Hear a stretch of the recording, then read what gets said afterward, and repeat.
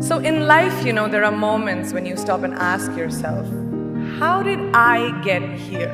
Like, why am I standing here? Well, this is definitely one of those moments for me. And I find myself going back to the beginning, back to my roots.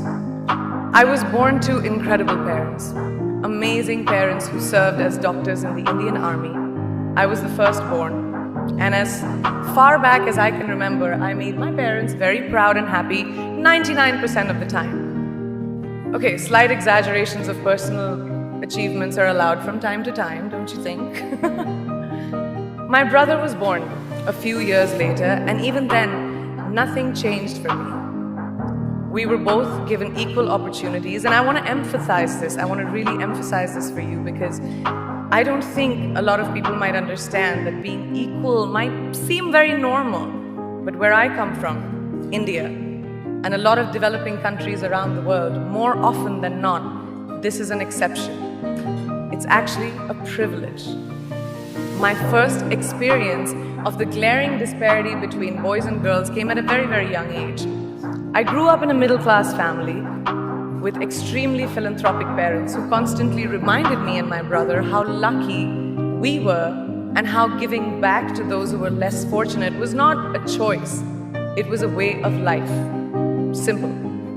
I was 7 or 8 years old when my parents started taking me on these visits in a traveling clinic to developing communities around and villages around the city that we lived in called Bareilly. We were packed into this ambulance and my parents would provide free medical care to people who couldn't afford it. My job at the age of 8 was assistant pharmacist.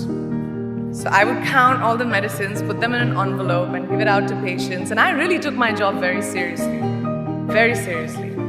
But the more I went on these expeditions, the more I began to notice the simplest things that distinguished a boy from a girl or a man from a woman.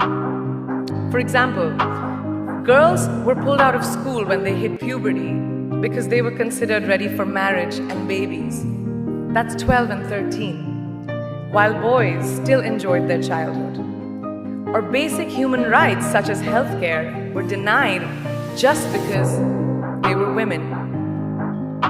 Let's call this whole experience trigger number 1 for me. Fast forward a few years and many, many triggers in between.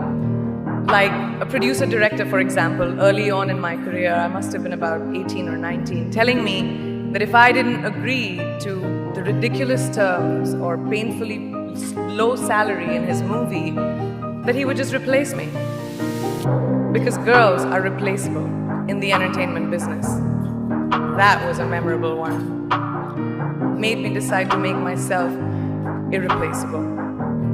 But I think what really moved the needle for me and ultimately led me to create the Priyanka Chopra Foundation for Health and Education and around the same time partner with UNICEF was an encounter with my housekeeper's daughter. About 12 years ago, I came home from set early one day and she was sitting in my library reading a book. And she must have been 8 or 9 years old and I knew she loved reading. So I asked her, I was like, it's a weekday, why aren't you in school?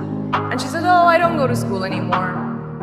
So I went and asked her mother and I said, why isn't she in school? And her mom said that her family couldn't afford to send her and her brothers to school, so they chose the boys. The reason, she would eventually get married and it would be a waste of money. I was completely blown and it shook me to my core.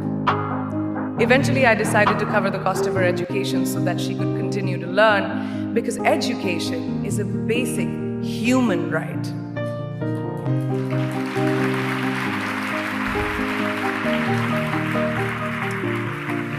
And a huge necessity, especially today. From that point on, I was determined to make a difference in as many children's lives as I could, in whatever big or small way that I could contribute. There's a really, really beautiful quote that I read recently, and I think it's absolutely appropriate to explain what I'm trying to say today.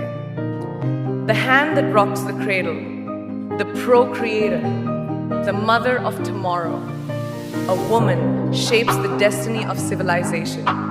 Such is the tragic irony of fate that a beautiful creation such as a girl child is today one of the gravest concerns facing humanity. Girls have the power to change the world.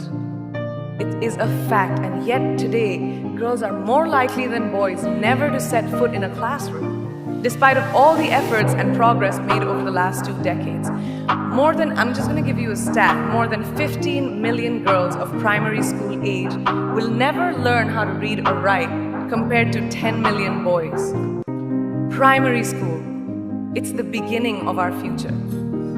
Over the last 11 years, I have witnessed firsthand the incredible work that UNICEF does for children around the world, especially victims and survivors of child marriage, displacement, war, sexual violence.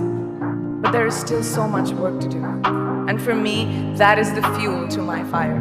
The reason I am so committed to this cause, and that is where my passion stems from, because I know that a girl's education not just empowers families, but communities and economies.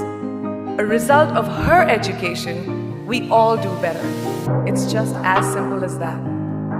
As entertainers and influencers sitting in this room, I feel that it's our social responsibility to be a voice for the voiceless, which is why I applaud each and every woman in this room for being such a badass.